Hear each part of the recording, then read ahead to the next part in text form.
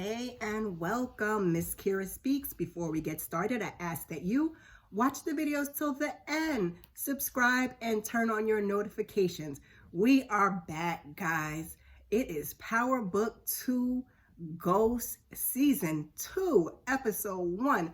Free will is never free, and please don't turn off the video. This is where your girl gives her apologies because I am recording and uploading for you guys Episode 1 when Episode 2 actually airs today. Between being sick and work and Thanksgiving and kids and life and all of these things, I don't have to tell you about all of that, okay? Here we are, y'all. Turn on your notifications. Stick with me. So, as the episode opens, they give us the recap of Season 1. I'm not going to recap because I have a lot of notes and so I don't want the video to be extra long, but I'm figuring if you're here for Season 2, you've already seen Season 1. So we see Jabari, he's on the ground. Tariq, you're not a killer, please. And from Tariq's perspective, we hear Ghost saying, Tariq, if you do this shit, you can never go back. Then a gunshot and Tariq wakes up. He's at his grandmother's house. And we hear, please, help, please, are you okay? It's Yaz. She's in the kitchen. She's burned up breakfast. The pan is on fire. The smoke alarm is going off. Tariq, comes to the rescue, puts it out. And then Big Mama comes in and she's more annoyed that the smoke detector is going off. And Debbie Morgan, y'all, she stays with the job. But I think she better stay here on Power Book 2 because I don't think our kind of people is getting another season, y'all. So Tariq thinks that Yaz is too young to be cooking. And Big Mama's like, listen, I was cooking at her age and so was your mom. So she complains about the child burning the bacon, talking about she likes her bacon crispy, not burnt. And it was a lot. So she asks Tariq how he got here. You don't call first? And then he convinces her that he's been there since 8 o'clock the night before and spent the night. So she says she's going back to sleep and tells Tariq to take Yaz to school. After she leaves the room, it turns out Big Mama has been drinking, which is why he was able to convince her that he was there since 8 o'clock the night before. Yaz says she's getting worse, and Tariq says, Yaz says she's getting worse, and she asked Tariq to stay there with them.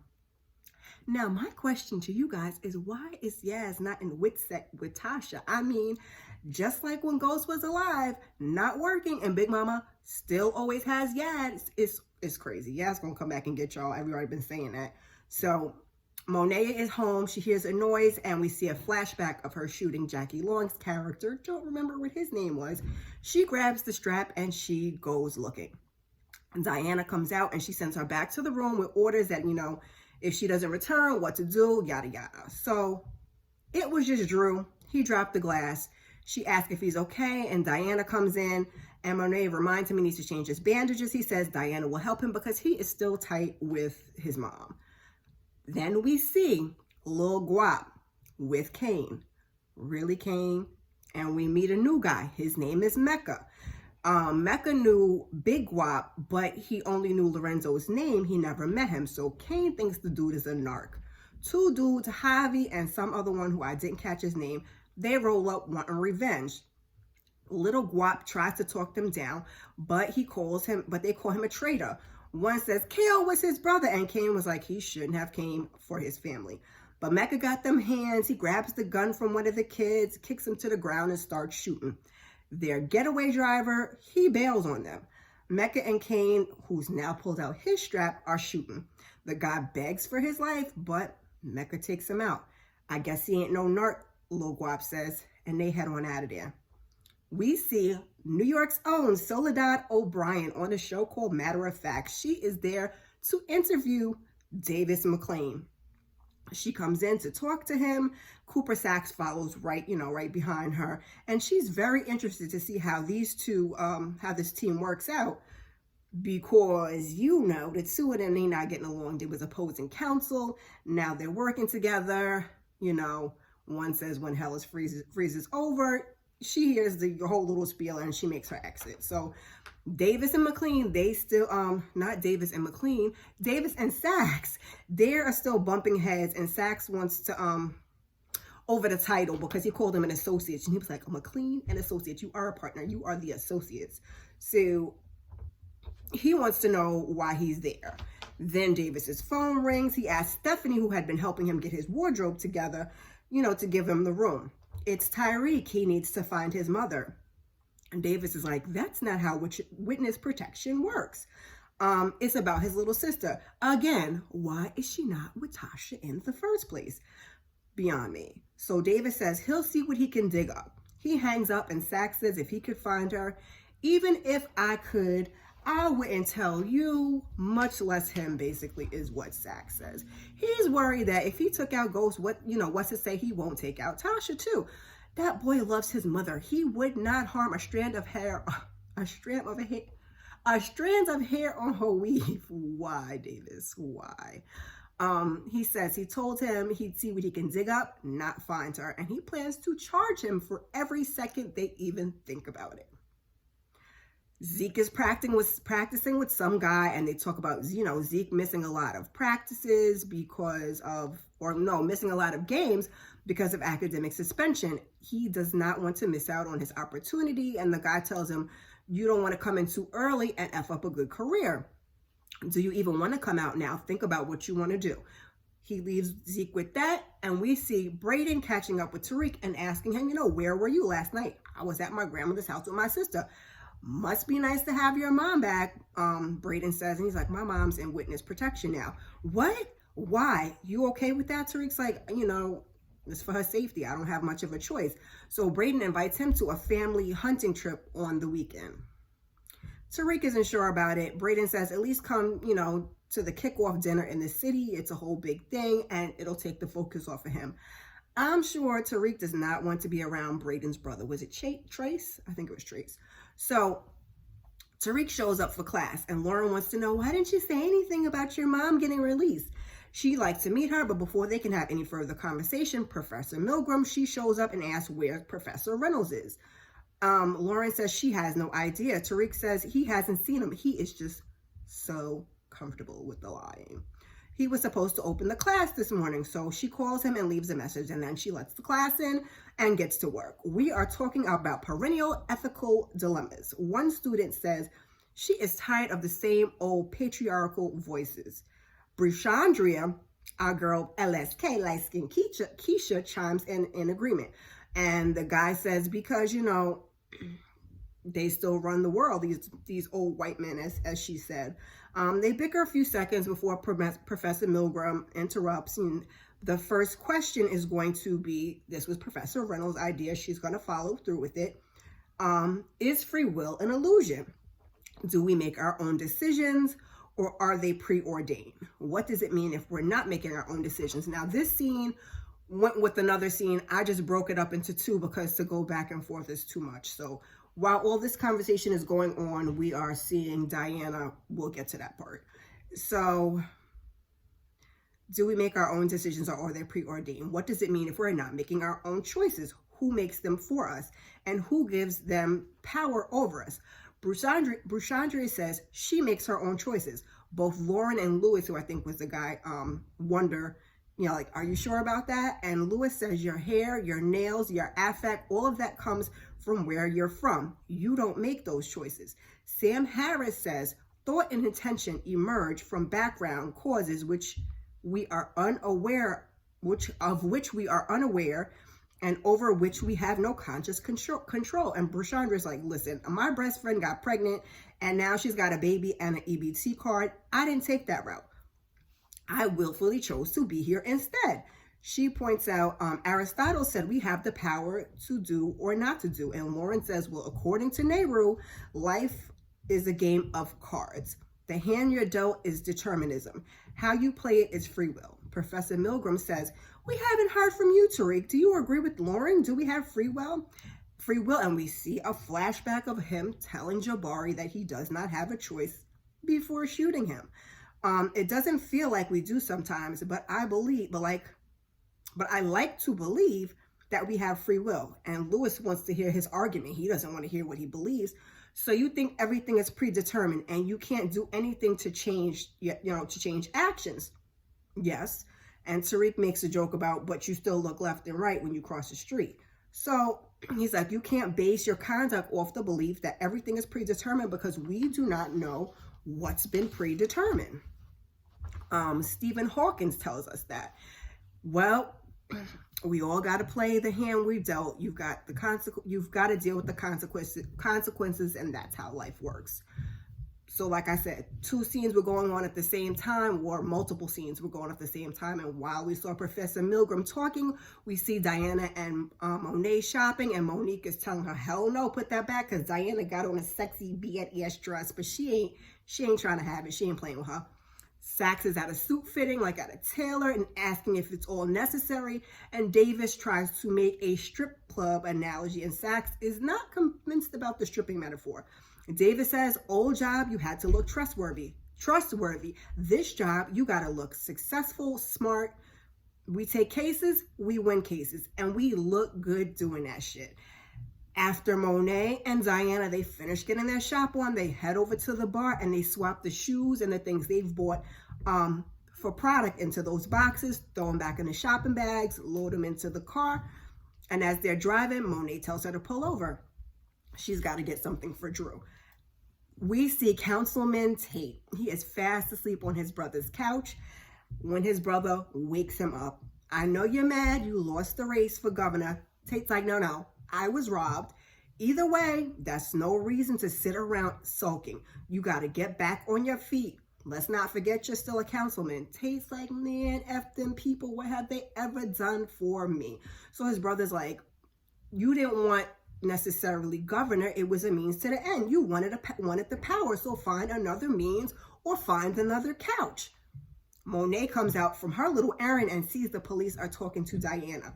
When they get in the car and leave, she asks what it was about. And she's like, they wanted her to move, but she handled it how Monet taught her. Smile a little, flirt a lot, make them think they can get it.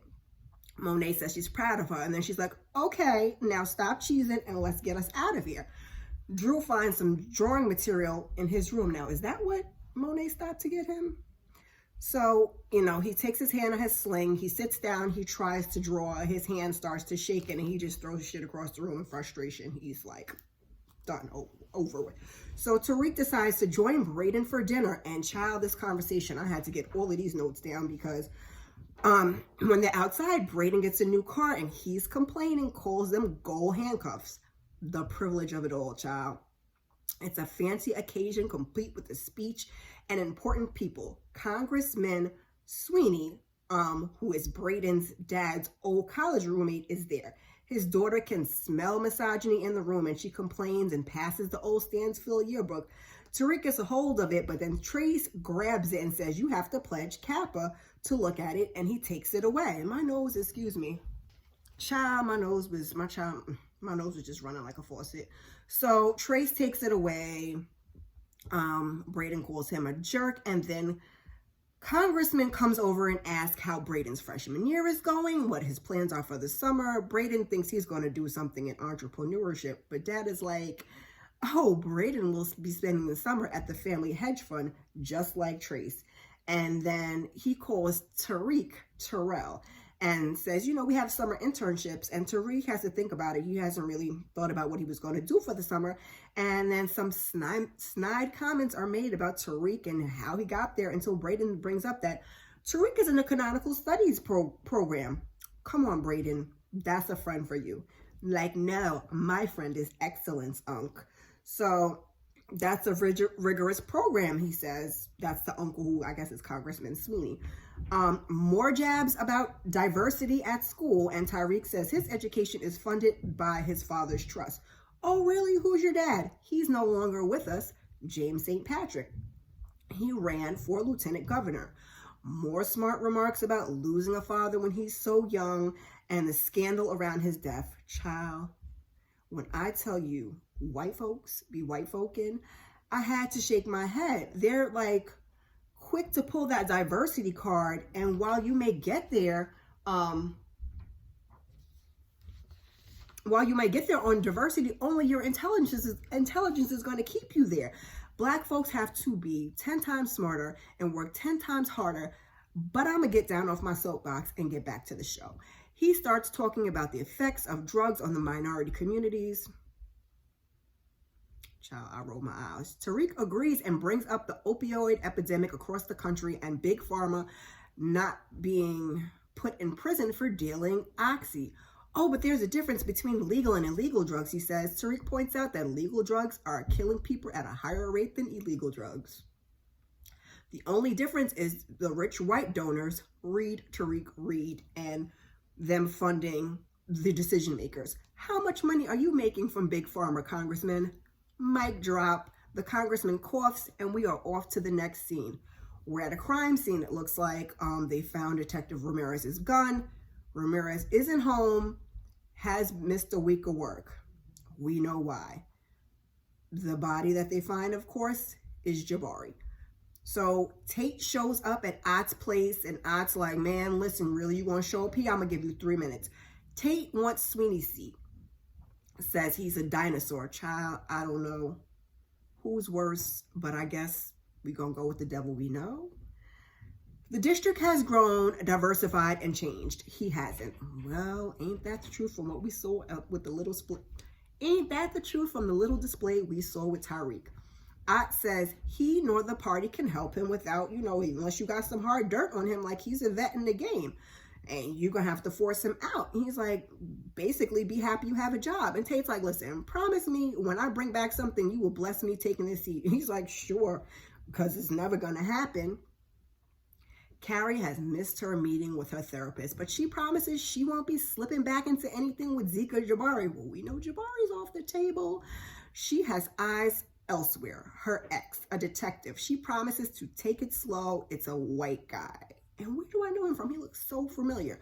So instead of going to eat, he takes her to the morgue to identify Jabari. Really, dude? Like, that you could have told her. Could have gave her a heads up. Could have warned her. She confirms his identity and asks what happened to him. And he's like, it seems like there was a little more than work between you two based on your reaction. And she admits, yes, but in the past, but not currently. When did you see him last? More cop questions. And he points out that she tends to blur personal and professional lines. That she does. She feels ambushed. Any more questions? Call my lawyer. But he says, listen, I need a list of students and a list of students that you question about the GTG kid. He doesn't believe it's a coincidence. She says she'll give him a list. He says, be careful. Is that foreshadowing power? Is something going to happen to Professor Milgram this season? Brayden is complaining about white privilege and his father wanting him to follow in his footsteps to Tariq, and Tariq ain't really paying attention. Well, So then he's like, I don't want to be my dad either. And Brayden's like, that's when I want to get back to selling product. And Tariq is like, listen, it's a lot going on. Everyone's phones start going off, and then we see it's on all over Instagram that Jabari has gotten he's shot, killed, dead. Tariq plays it off, and Brayden goes to talk to someone. And I need to go back and watch the season 1 finale. They just left the body there to be discovered. Is that what? Okay. Diana is with Monet, and I think she was practicing loading bullets. And Mom is looking at her crazy, and Drew tells her to keep practicing. So Monet says she has a plan for them to get out of the life. Out the business? Is this about me getting shot? Yes. She plans to tell Zeke to sign up for the draft this year. They can all be out in 3 years. That's her exit plan. I mean, we figured that already, but I guess if they want to tell us again. Okay, Power. Diana asked Zeke if he will be down. Asked if Zeke will be down with it, and Mo's like, he doesn't have a choice. They'll follow wherever he goes, and they'll all work for Zeke, and she's telling them what different positions they'll all play. Monet sees that Jabari has been murdered on her phone. So Tariq's in his room. He gets a visit from Lauren. She can't stop thinking about Professor Reynolds. Who would kill him? Tariq, you don't seem that upset. He's like, listen, my twin sister was murdered. She's like, oh, and your father. My mom's in WITSEC, and I lost 2 of my best friends over the past few years. his godmother, his godfather, and his parents. He ain't got no tears for Professor Reynolds. He ain't even know him like that. Who are the godparents he's talking about? This is not Tommy and Keisha. I'm confused. She wants to know how he feels, and then they start kissing, but Tariq's phone goes off. It's Kane. He's got to go. Lauren's quite annoyed. Kane wants to know why Jabari is all over the news. Tariq's like, he's a respected professor at an elite college. It's bound to happen.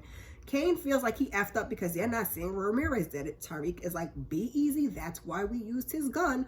No one is looking at them. Kane's like, you better be right. And it's another message on Tariq's phone. Monet wants to see him. Kane's like, act normal and don't say anything. Tariq is like, lying to Monet is risky.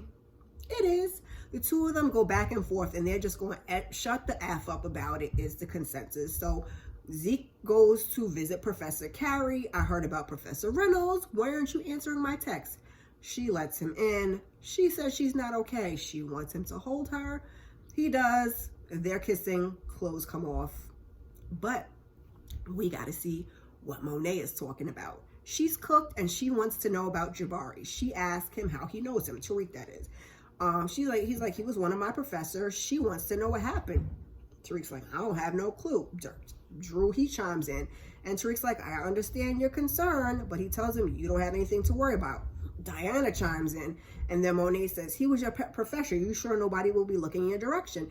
And you had nothing to do with this. I had absolutely nothing to do with it. I swear. You know what happens if you're lying? I do. Good, because there is work to be done. Let's eat. So afterwards, Lauren and Tariq, they having a little moment talking, and then I think they holding hands, and Monique comes in and breaks up that party. Carrie lets Zeke smash again, and now she's sitting on the edge of the bed, looking upset with herself. Did I do something wrong? And she tells him, listen, I went and I had to identify Jabari's body, and I can't get it out of my head. She doesn't know what happened. She questions if the Tejadas had something to do with it. Carrie, if you know like I'll know, you'll mind your business. She tells Zeke Monet threatened her, and Zeke's like, Monet would never do anything to jeopardize his future. Carrie wonders what Jabari could have done to get himself shot. You keep snooping around, you're going to find out, because that's exactly what he was doing. So Tariq meets up with Brayden, and he got that work, and Brayden is worried about transporting said work in his new vehicle, but Tariq's like, let your white privilege shine and keep it under 65 on the highway. So Kane meets with Mecca, and they have unfinished business. He got the guap that got away. He leaves the choice of what to do up to Kane. Show him mercy, make him suffer, or kill him. Say less. Really, Kane? Kane is for sure the muscle. So his choice will tell Mecca, who he is. He doesn't need handcuffs. No, he doesn't need handouts or him to be tied up. So he lets him go. The dude calls him stupid. They scrap. Kane gets hit a few times, hits back. He puts dude in a chokehold, tells Mecca he ain't got ish to prove, and snaps homeboy's neck. So we see Diana. She's changing Drew's bandages, and neither of them are buying Tariq's answer about the professor. Drew says, no was the only answer he could give them. Like it was a waste of time. And he's still tight about Monet. She should have listened when he told them that they needed Kane. Diana tries to defend her, and Drew says, we ain't kids no more. He wants to say, and Diana noticed that Dad was not in the plans to move forward. So they both agree they'd like to make their own decisions and start making their own moves. And that's about to go bad. Carrie's walking around, not Carrie, Kane. He's walking around in the airplane hangar where he was after he snapped that boy's neck, and he finds product. Mecca walks up, asks what the F is going on. He pulls the strap on him, and Kane's like, I can help. Give me a shot to show him proof. Tariq ends up going deer hunting with Brayden and his family. My black ass might not never. So Monique pays Zeke a visit, and she is not happy. She asks him if he got his text, and she wants to know, he wants to know you threatened my professor. Yup, I told her what time it is, and Zeke's like, he hopes that Monet and them had nothing to do with it. He doesn't sound like he believes her answer. She's like, I ain't had nothing to do with that. So she wants him to do the draft, and he's worried he hasn't been on the court that much. No. We got to make this move for the family now. No more distractions. Get your head in the game. So Tate is off his brother's couch. He's bathed. He's dressed when his real life brother, comes downstairs. He tells him he got an apartment, he'll be out next week. He has a plan and nothing will stop him once he has a goal, but he needs a favor. Of course you need a favor. He wants his brother to log him into the police database so he can find dirt on Sweeney. Tariq is out in the woods with Brayden and they're waiting. A deer appears and his dad friend hits it and Brayden wants to follow. Why? Tariq steps out the tent with him. They fire at Tariq. See? That's exactly what I'm talking about. And we knew this was going to happen. What the F, Brayden screams, and Tariq takes off running with the gun. The deer is down. Brayden catches up with him and he asks if he's okay. Of course it was Sweeney, and he and Brayden argue, and Tariq flashes back to Jabari. His father apologizes and he tells Tariq, listen, you know, you can take the kill shot. Trace is complaining. He wants to take the kill shot. But Tariq is busy having a flashback to Ghost shot, Tommy holding him, and then Brayden takes the kill shot. And Tariq says, you know, this is BS. I'm out. I don't blame him. So Davis is at prison and we see Redman. It's his brother Theo. He's beat up. He tells him, don't worry. He's asking him if he's taking his meds. But bro wants to talk about something else. Davis hired Saxe to get his brother out. Oh, okay. So I knew Davis was up to something, but I didn't know this. He doesn't want him to die in there. So clearly medication, the brother's sick. And this is Davis's incentive. So Mo hears yet another noise. She gets the strap. This time it's Kane. Ma, you changed the locks on me? He says, we need to talk. I got a new connect. Let me in. But she walks away. So Kane is annoyed. He goes back. He gets in the car and he drives off. Whole time Mecca was sitting outside watching. So we're going to see how this unfolds throughout the season. Tariq, he's back on campus. He's got the burner phone. He puts the battery back in. He gets an incoming call from an unknown number. Child, I don't pick up I don't pick up no calls from no unknown number at all. He answers, but he doesn't say anything. It's Kevin, who was a detective. He asks, who's this? He states his whole business, and Tariq hangs out. Uh-oh, Tariq, that ain't good. Then again, he did text Jabari from there. Did he get rid of Jabari's phone? And why would you use the same burner to contact your mama as Jabari, but kids? And they got it. The phone pinged at Stansville. I said, Tariq, you are in trouble, homeboy. Tariq is shook, and the detective says that they will focus their investigation at Stansville, and that's where we end. And I was reluctant on whether to do the show at all. I don't like Tariq as a general rule. Didn't like him on Power. Hated that he killed Ghost. Either way, I gave the first season a shot, and it wasn't too bad. So I'll try to complete the season, fingers crossed.